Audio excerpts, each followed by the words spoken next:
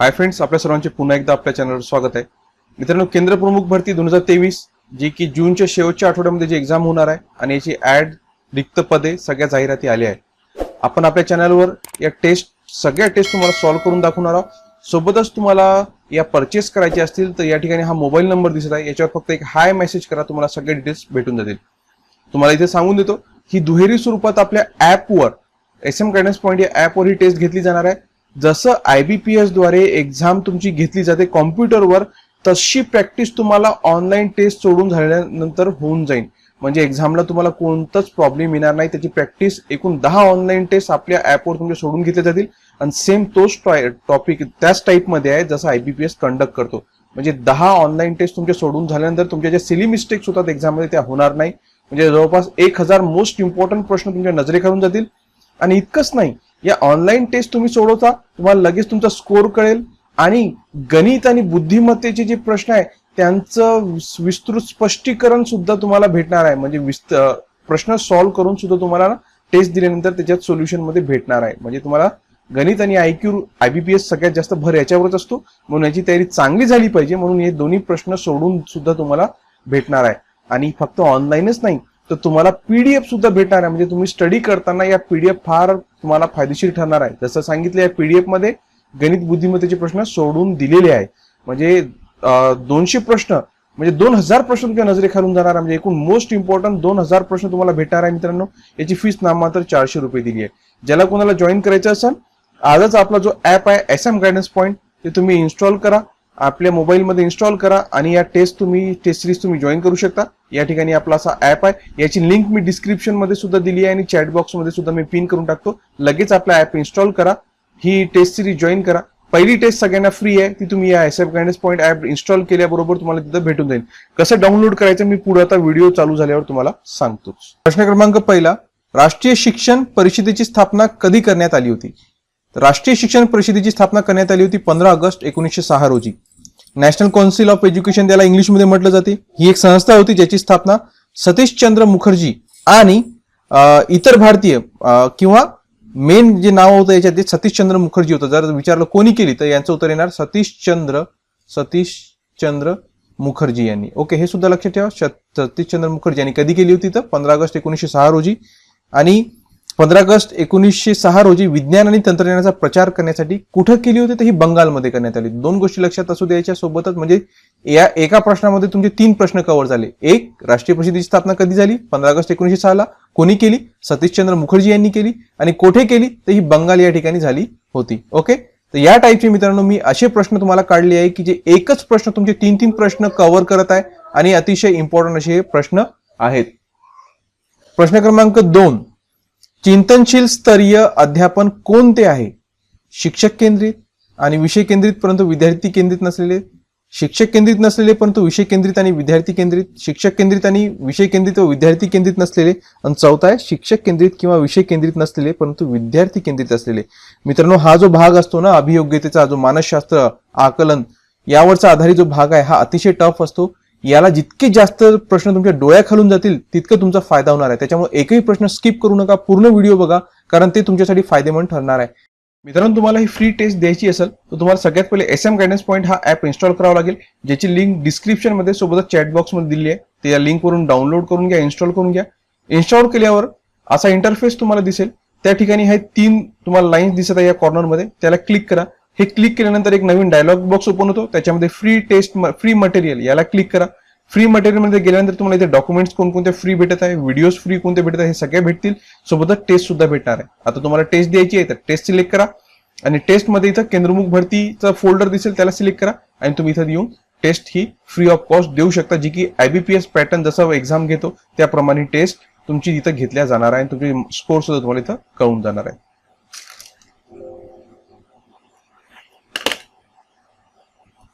याचं योग्य उत्तर आहे मित्रांनो ऑप्शन नंबर 4, शिक्षक केंद्रित किंवा विषय केंद्रित नसलेले परंतु विद्यार्थी केंद्रित असलेलं जे अध्यापन असतो तो चिंतनशील स्तरीय अध्यापन मानलं जातं. प्रश्न क्रमांक 3, शिक्षणात ICTच्या वापराबाबत खालीलपैकी कोणतं विधान किंवा विधान चुकीचं आहे? आता या प्रकारचे जे प्रश्न असतात ना मित्रांनो, इथं थोडं काळजीने वाचणं फार गरजेचं आहे. कारण इथं काय विचारलं? चुकीचं विचारलं. जर हा चुकीचं वाचण्यात नाही गेलं तर तुमचं उत्तरच बदलून जाते. त्याच्यामुळे थोडं जे प्रश्न आहे ना थोडं काळजीपूर्वक वाचत जा. तर चुकीचं विचारलंय. ओके, तर शिक्षणातील तंत्रज्ञान मुलांमध्ये सर्जनशीलतेची वृद्धी करते. करेक्ट आहे. लहान मुलांना जर तुम्ही तंत्रज्ञानाचा वापर करून शिकवलं, मोबाईल दिलं, कॉम्प्युटर लावून दिलं, प्रोजेक्टर लावून दिलं, तर मुलांमध्ये सर्जनशीलता वृद्धी होते त्याची. करेक्ट आहे. हे तर चुकीचं नाहीये. सध्याच्या काळात शिक्षण हे माहिती तंत्रज्ञानाच्या वापरावर जास्त अवलंबून आहे. करेक्ट आहे. सध्या ऑनलाईन कोचिंग क्लासेस तुम्ही बघा किंवा शाळांमध्ये दूरस्थ शिक्षण जी पद्धती होती, कोरोना पिरियडमध्ये जे होतं सगळं ऑनलाईन चालू होतं. तर माहिती तंत्रज्ञानावर बरंचसं डिपेंडेंट होतं. तर याच्यात दोन्ही चुकीचं नाही, दोन्हीचे दोन्ही करेक्ट आहे. पण आपल्याला विचारलं चुकीचं, मग चुकीचं तर एकही नाही. मग ऑप्शन काय असणार? यातील कोणतंही नाही. ऑप्शन नंबर 4 याचं उत्तर असणार. ओके, प्रश्न क्रमांक 4. चांगल्या नेत्याचा चारित्र्य संबंधित गुण असतो. आदर्श कल्पना आणि प्रेरणा देणारा, सांस्कृतिक आणि सामाजिक मूल्यांचं प्रतीक, आकर्षक व्यक्तिमत्व, की आधुनिक दृष्टिकोनातून पूर्णपणे वंचित. तर या प्रश्नाचं उत्तर आहे मित्रांनो ऑप्शन नंबर 1. आदर्श कल्पना आणि प्रेरणा देणारा आत्मा. चांगल्या नेत्याचा चरित्र कसा असला पाहिजे? आदर्श कल्पना आणि प्रेरणा देणारा आत्मा. तर जो इथं नेता आहे ना तो इथं शिक्षकाला संबोधलेला आहे की शिक्षक हा अध्यापन प्रगतीला अतिशय महत्वाचा घटक आहे. शिकण्याची प्रक्रिया सुलभ करण्यासाठी आणि प्रत्यक्ष आणि वास्तविक जीवनात अनुभव देण्यासाठी शिक्षकाला या ठिकाणी वेगवेगळ्या भूमिका पार पाडाव्या लागतात. तर मुख्यतः शिक्षकाने विद्यार्थ्यांचं नेतृत्व केलं पाहिजे आणि विविध अध्यापन शिक्षण क्रियाकलापांद्वारे त्यांना चांगल्या अनुभवासाठी मार्गदर्शन केलं पाहिजे. त्याच्यासाठी त्याचं चरित्र जे आहे ते आदर्श आणि प्रेरणा देणारं असलं पाहिजे. नेक्स्ट क्वेश्चन पाहूया. प्रश्न क्रमांक 5. मुख्याध्यापकाची प्रशासकीय गुणवत्ता काय आहे? बघा, थोडा क्लिष्ट प्रश्न आहे. आता इथं थोडंसं गोंधळून जाण्याची शक्यता असते. तुम्ही शालेय व्यवस्थापन हा डीएड मध्ये पाठ शिकला असाल. सब्जेक्ट एक होता शालेय व्यवस्थापन, त्याच्यावर आधारित हा प्रश्न आहे. मानसशास्त्रामध्ये सुद्धा इन्क्लूड होतो. कुशल नियोजक असला पाहिजे, कुशल प्रशासक असला पाहिजे, कुशल संघटक असला पाहिजे की समर्पण देणारा असला पाहिजे? त्याचं उत्तर आहे कुशल प्रशासक असला पाहिजे. आपण प्राचार्य किंवा जो मुख्याध्यापक असतो तो शाळेचा एक भाग किंवा प्रमुख असतात, ज्याचं कार्य विभागाचे एकूण उद्दिष्ट आणि प्रत्येक विद्यार्थ्याची गरजा पूर्ण करण्यासाठी शाळांना समर्थन आणि मदत करणे हा आहे. शाळेमध्ये नेतृत्व, दिशा, समन्वय प्रदान करणे हे मुख्याध्यापकाची अतिशय महत्वाची जबाबदारी आणि भूमिका असते. त्याच्यामुळे तो कुशल प्रशासक असणं फार गरजेचं असते. प्रश्न क्रमांक 6. अध्यापन शिक्षण प्रक्रियेत संगणकाचा वापर होतो. समर्थन देण्यासाठी, शिक्षण प्रक्रियेत समर्थन देण्यासाठी, शिकण्यास समर्थन देण्यासाठी, रिमोटवरून संपर्क साधण्यासाठी की वरीलपैकी सर्व? तर याचं योग्य उत्तर आहे मित्र ऑप्शन नंबर 4. चारही गोष्टींसाठी. शिक्षण प्रक्रियेसाठी सुद्धा समर्थन देतो, शिकण्यास सुद्धा समर्थन आणि रिमोट संपर्क साधण्यासाठी म्हणजे दूरवरून संपर्क, म्हणजे जसं की दूरस्थ एज्युकेशन कोरोना पिरियडमध्ये बरेचसे शाळांनी ऑनलाईन एज्युकेशन सिस्टीम राबवली होती. तर ऑप्शन नंबर 4 याचं उत्तर येणार. प्रश्न क्रमांक 7. रिकामी जागा हा उत्तम शिक्षकाचा एक अत्यावश्यक गुण आहे. मजबूत विषय ज्ञान, अध्यापनात अस्सल आवड, भाषेचा अस्खलितपणा की चांगले सादरीकरण? आणि याचं योग्य उत्तर आहे मित्रांनो ऑप्शन नंबर 2. अध्यापनात अस्सल आवड. अध्यापनात अस्सल आवड हा शिक्षकाचा एक अत्यावश्यक गुण मानला जातो. प्रश्न क्रमांक 8 पाहूया. यादी 2 सह सूची 1 जुळवा. यादी काय म्हणते? रचनात्मक मूल्यमापन, सारांश मूल्यांकन, निकष संदर्भित चाचणी आणि नॉर्म संदर्भित चाचणी. आणि यादी 2 आहे. रिपोर्टिंगसाठी पर्सेंटाईल आणि स्टँडर्ड स्कोर वापरले जातात. निपुणतेचे सूचक, त्याचा वापर करण्याचा हेतू, व्याप्ती आणि सुधारण्याची क्षमता. त्याचा हेतू शिक्षण मानांकनाचा न्याय करणे. खाली दिलेल्या पर्यायातून योग्य उत्तर इथं निवडायला सांगितलेलं आहे. तर याचं योग्य उत्तर होतं मित्रांनो ऑप्शन नंबर, बघा आपण थोडं पहिले जुळून पाहू. रचनात्मक मूल्यमापन हे काय आहे? तर रचनात्मक मूल्यमापनाद्वारे त्याचा वापर करण्याचा हेतू आणि व्याप्ती आणि सुधारण्याची क्षमता ओळखणे हा रचनात्मक मूल्यमापनाचा उद्देश असतो. सारांश मूल्यांकनाचं काय? तर सारांश मूल्यांकनाचा असतो मित्रांनो, त्याचा हेतू असतो शिक्षण मानांकनाचा न्याय करणे. निकष संदर्भीय चाचणी, तर निकष संदर्भीय चाचणीचा असतो निपुणतेचे सूचक मानकेचा असतो आणि नॉर्म संदर्भित असतो रिपोर्टिंगसाठी पर्सेंटाईल रँक स्टँडर्ड. म्हणजे 3 4 2 1 3 4 2 1 म्हणजे ऑप्शन नंबर 1च याचं उत्तर असणार. Next question. प्रश्न क्रमांक 9. शाळांमधील माहिती आणि संप्रेषण तंत्रज्ञान शिक्षकांना त्यांच्या कोणत्या पद्धतींमध्ये बदल घडवून आणण्याची संधी देतात? सुधारित शैक्षणिक सामग्री, अधिक प्रभावी शिकवण्याच्या आणि शिकण्याच्या पद्धती, अधिक परस्पर संवादी शैक्षणिक साहित्य की वरील सर्व? आणि याचं योग्य उत्तर आहे मित्रांनो ऑप्शन नंबर 4 वरील सर्व. वरील सर्व. माहिती संप्रेषण आणि तंत्रज्ञान हे शिक्षकांना कोणत्या पद्धतीमध्ये बदल घडवण्याची संधी देतात? सुधारित शैक्षणिक सामग्रीमध्ये सुद्धा, प्रभावी शिकवण्याच्या आणि शिकण्याच्या पद्धतीमध्ये सुद्धा आणि अधिक परस्पर संवादी शैक्षणिक साहित्य म्हणून सुद्धा त्याचा वापर होतो. प्रश्न क्रमांक 10. अध्यापन शिक्षण प्रक्रियेत उपयुक्त ठरू शकणारे माध्यम आणि संसाधने ओळखा. वृत्तपत्रे, चित्रे, प्रदर्शने. याचं योग्य उत्तर काय? तर वृत्तपत्र सुद्धा उपयोगी पडतो, चित्र सुद्धा आणि प्रदर्शने सुद्धा. तर ऑप्शन नंबर 4 याचं उत्तर असणार वरील पैकी सर्व. प्रश्न क्रमांक 11.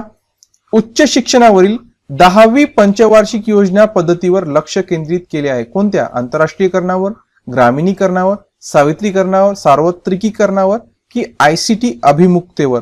सोपा प्रश्न आहे, उत्तर तुम्ही सहज याचं उत्तर देऊ शकता. याचं उत्तर असणार ऑप्शन नंबर 4 ICT अभिमुखता. आता इथे म्हटलं 10वी पंचवार्षिक योजनाची. 10वी पंचवार्षिक योजना कधी राबवली गेली? तर ही राबवली गेली होती 2002 ते 2007 या कालावधीमध्ये.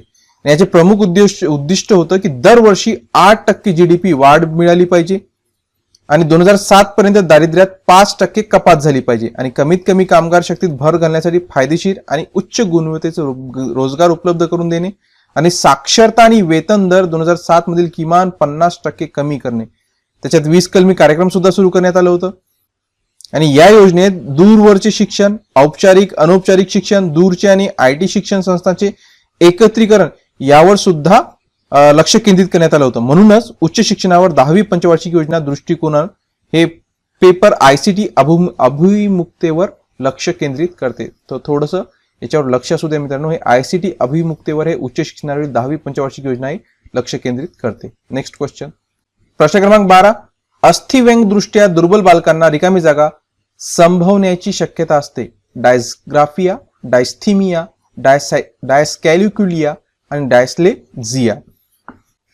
याचं योग्य उत्तर आहे मित्रांनो ऑप्शन नंबर 1 डायस्ग्राफिया.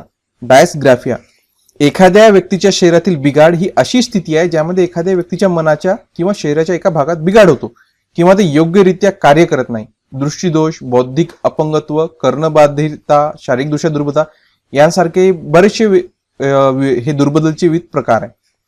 अस्थिव्यंग हा अस्थि, सांधे किंवा स्नायूंशी संबंधित बालकांचं अपंगत्व म्हणून परिभाषित केलं जातो, जे बालकाच्या शैक्षणिक कार्यक्षमतेवर थेट परिणाम करू शकतो. आणि जे अस्थिव्यंग दृष्ट्या जे दुर्बल बालक असतात ना, त्यांना डिस्ग्राफिया होण्याची शक्यता असते. डायस्ग्राफिया हा एक लेखन दोष आहे जो हस्तलेखनातील बिघाड, लंबसंकेतन आणि बोटांच्या क्रमयोजनेशी लिहिण्यासाठी स्नायूंच्या हालचाली संबंधित आहे. आणि हा रोग जो आहे हा एका प्रकारचा लेखन दोष आहे ज्यामध्ये एखाद्या व्यक्तीला परिभाषित जागेत अक्षरे तयार करणे किंवा लिहिणे कठीण जाते.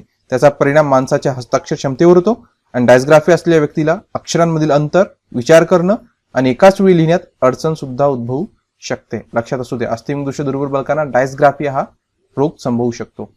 प्रश्न क्रमांक 13. NEP 2020 मध्ये सध्याची 10+2 प्रणाली नवीन अभ्यासक्रमात बदलली गेली आहे.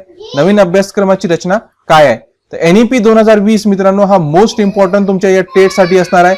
बरेचसे बदल याच्यामध्ये झाले आहे, याचा तुम्हाला अभ्यास करावाच लागणार आहे. त्या सगळ्या NEP आपण आपल्या पेपर टेस्ट मध्ये घेतला आहे, त्याचा अभ्यास आपण इथं करून घेणारच आहोत. याचं योग्य उत्तर आहे मित्रांनो, आता जो नवीन पॅटर्न आहे 10+2 ऐवजी तो असणार आहे 5+3+3+4. पहिले 5 वर्ष याच्यामध्ये पहिले 3 प्री प्रायमरीचे आहे, नंतर पहिली दुसरी इयत्ता, नंतरचे 3 वर्ष तिसरी, चौथी आणि 5वीची आहे. नंतरचे 3 वर्ष 6वी, 7वी, 8वीची आहे. नंतरचे जे 4 वर्ष आहे 9वी, 10वी, 11वी आणि 12वी या प्रकारची याची विभागणी आहे. 5+3+3+4. नेक्स्ट क्वेश्चन पाहूया. प्रश्न क्रमांक 14 पाहूया. नवोदय विद्यालयांचा मुख्य उद्देश रिकामी जागा ग्रामीण प्रतिभावान विद्यार्थी निर्माण करणे, शहरी प्रतिभावान विद्यार्थी निर्माण करणे, फक्त शहरी भागातील विद्यार्थिनी की फक्त ग्रामीण भागातील विद्यार्थिनी? याचं योग्य उत्तर आहे ग्रामीण प्रतिभावान विद्यार्थी. तुम्ही जर हे पाहिलं असेल ग्रामीण नवोदय विद्यालय याचे जे विद्यार्थी फॉर्म भरतात ते ग्रामीण भागातील विद्यार्थी असतात. मग तो विद्यार्थी असो की विद्यार्थिनी असो, सगळे ग्रामीण भागातील विद्यार्थी ते फॉर्म भरू शकतात. जिल्ह्याच्या ठिकाणी हे विद्यालय असते. केंद्रीय विद्यालय केंद्राद्वारे तो चालवला जातो आणि उच्च कोटीच्या सुविधा तिथं उपलब्ध करून दिल्या जातात. Next question. प्रश्न क्रमांक 15. भाषेची पहिली पायरी रिकामी जागा ही होय. ध्वनी भाषा, हावभावाची भाषा, शब्द भाषा की लिपी भाषा? आणि याचं योग्य उत्तर आहे मित्रांनो ऑप्शन नंबर 2 हावभावाची भाषा. Option number 2. Next question. प्रश्न क्रमांक 16.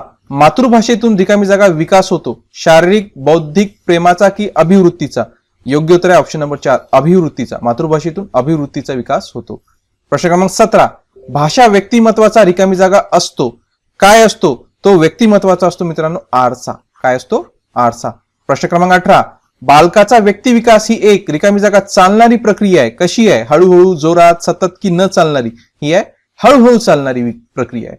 प्रश्न क्रमांक 19, शालेय कार्य यशस्वी होण्यासाठी व्यवस्थापन, संघटन आणि रिकामी जागा या 3 गोष्टींची आवश्यकता असते. कोणत्या 3 गोष्टींची आवश्यकता असते? व्यवस्थापन, संघटन. तिसरी कोणती? तर ती तिसरी बाब असते मित्रांनो ऑप्शन नंबर 2, प्रशासन. व्यवस्थापन, संघटन आणि प्रशासन. प्रश्न क्रमांक 20, शैक्षणिक व्यवस्थापन हा शालेय कार्याचा रिकामी जागा आहे. तो शालेय कार्याचा आरंभ बिंदू असतो. काय असतो? आरंभ बिंदू. नेक्स्ट क्वेश्चन पाहूया.